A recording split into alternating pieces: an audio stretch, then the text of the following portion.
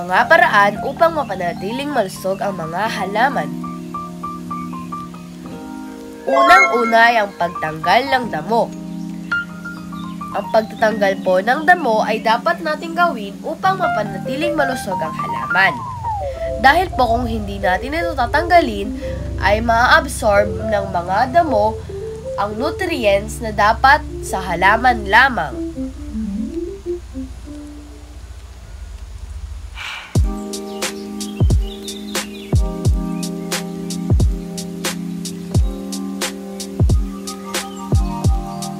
Ayan na po ang finished product. Pangalawa, ang pagdidilig. Sa pagdidilig po ay kailangan ng saktong tubig lamang. Dahil kung madaming tubig ang ilalagay, maaari pong ma-drown ang ating halaman.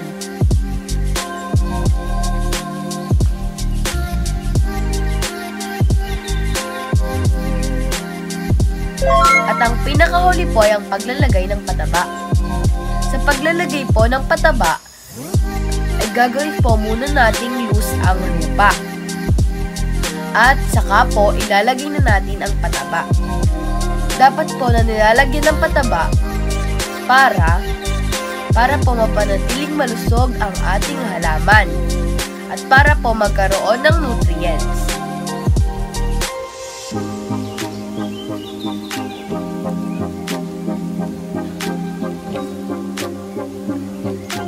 Ayan na po at nilalagay ko na ang pataba.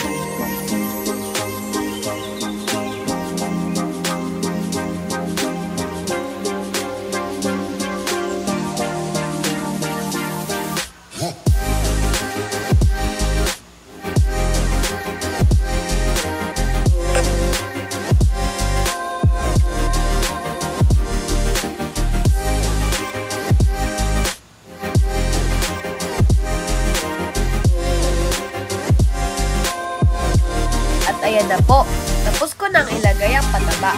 Sana po ay marami kayong natutunan. Sana